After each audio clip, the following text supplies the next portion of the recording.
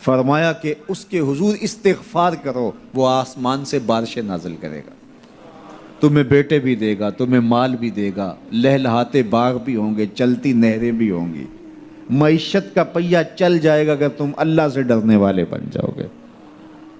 تو آج ہم کہتے ہیں یہ ہو فلاں ماہر اور فلاں شخص ہو تو پھر ہماری معیشت بہتر ہو سکتی ہے۔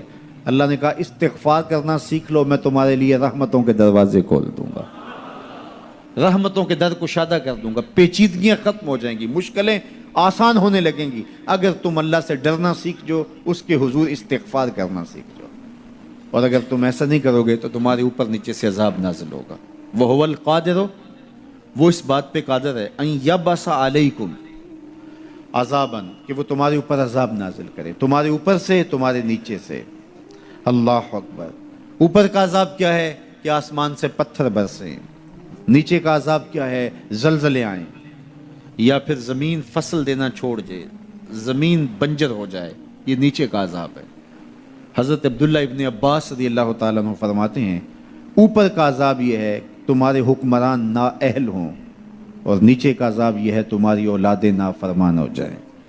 یہ اوپر اور نیچے کا عذاب ہے جس میں تمہیں مبتلا کر دیا جاتا ہے۔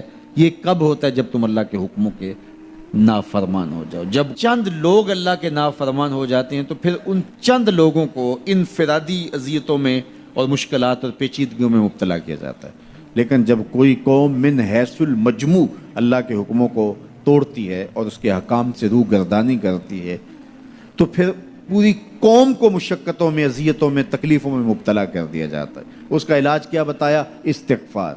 حضرت نوح علیہ السلام نے جو اپنی قوم سے کہا تمہیں مال بھی ملے گا، تمہیں دولت بھی ملے گی، تمہیں بیٹے بھی ملیں گے، سرسبز جو ہے وہ باغات بھی نصیب ہوں گے، ان کی شاخیں پھلوں سے لدی ہوئی ہوں گی، چلتی ہوئی نہریں اور برستی ہوئی بارش، ساون کے نچڑتے ہوئے بادل، اور ماحول کی خنکیاں اور خوبصورتیاں اور جمال اور لہلہاتے ہوئے سبزے، اور تمہارے اوپر ہر طرح کی عنایات برسیں گی اگر تم اللہ سے ڈرنا سیکھ جاؤ گے اور اللہ کے حضور استغفار کرنا سیکھ جاؤ گے، تمہیں خوشحال اور خوبصورت زندگی عطا کر دی جائے گی۔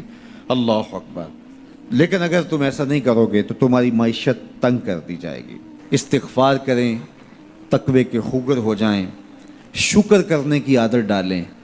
جو شکر کرتے ہیں اللہ تعالیٰ ان کو اور زیادہ عطا فرماتا ہے، دنیا میں بھی اور آخرت میں بھی۔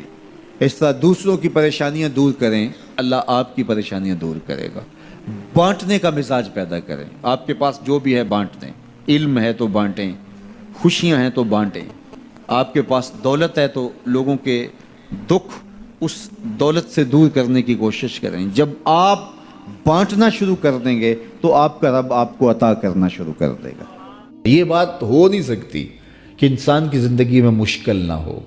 جب انسان کو پیدا کیا گیا تھا، اس کا خمیر گویا گیا تھا، تو 39 دن تک اس کے خمیر پر مٹی جو گوندی گئی تھی انسان بنانے کے لیے، اس پر 39 دن دکھوں کی بارش ہوئی تھی اور ایک دن خوشیوں کا می برسا تھا۔ تو انسان کی زندگی میں خوشیاں اور غم اس تناسب سے ہیں۔ لَقَدْ خَلَقْنَا الْإِنسَانَ فِي قَبْضٍ، انسان کی زندگی مشقتوں کا مجموعہ ہے، حالات کی تلخیوں کے سے مقابلہ کرنا پڑتا ہے۔ لیکن حالات مشکل ہو جائیں تو ان سے نکلنے کا راستہ کیا ہے؟ تو سنیے قرآن کیا کہتا ہے، وَمَن يَتَّقِ اللَّهَ يَجْعَلْ لَهُ مَخْرَجًا وَيَرْزُقْهُ مِنْ حَيْثُ لَا يَحْتَسِبُ، جو اللہ سے ڈرنے لگ جاتا ہے، تقوی اختیار کر لیتا ہے، تو پھر اللہ تعالیٰ جل شانہ اس کے لیے مخرج پیدا کر دیتا ہے، یعنی اس مصیبت سے نکلنے کے اللہ راستے دیتا ہے۔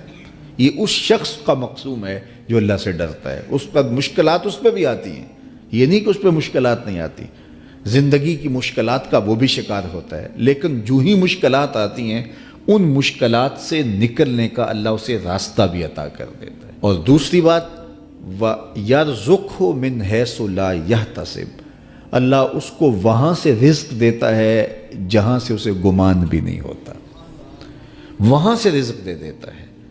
بندہ تو یہ کہتا نا کہ مجھے یہاں سے ملے گا، یہاں سے، ایک بندے کی منصوبہ بندی ہے، لیکن جو اللہ سے ڈرنے والا ہوگا اللہ اس کو وہاں سے رزق دے گا جہاں اسے گمان بھی نہیں ہوگا، خیال بھی نہیں ہوگا کہ یہ راستہ بھی حصول رزق کا ہو سکتا ہے۔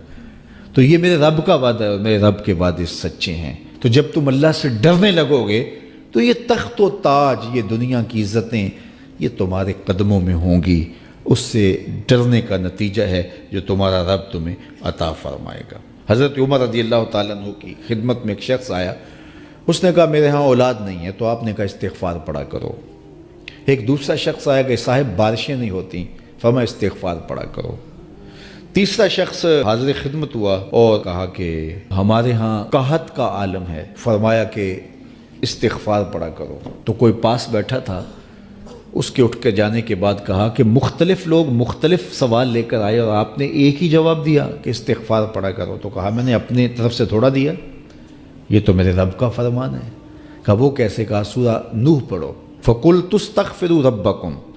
حضرت نوح علیہ السلام نے اپنی قوم سے کہا کہ اپنے رب کے حضور استغفار کیا کرو، اِنَّهُ كَانَ غَفَّارًا۔ اس کا نتیجہ کیا ہے؟ جب تم استغفار کرو گے تو وہ تمہارے گناہ بخش دے گا۔ ایک تو فائدہ اس کا یہ ہوگا، وَيُرْسِلِ السَّمَاءَ عَلَيْكُمْ مِدْرَارًا، آسمان سے موسلادھار بارشیں بھی برسیں گی، وَيُمْدِدْكُمْ بِأَمْوَالٍ وَبَنِينَ، اور اللہ تمہیں استغفار کی برکت سے مالا مال بھی کر دے گا، وَبَنِينَ، اور تمہیں بیٹے بھی عطا کرے گا، وَيَجْعَلْ لَكُمْ جَنَّاتٍ وَيَجْعَلْ لَكُمْ أَنْهَارًا، تمہیں باغ بھی عطا کرے گا اور تمہیں چلتی ہوئی نہریں بھی عطا فرمائے گا۔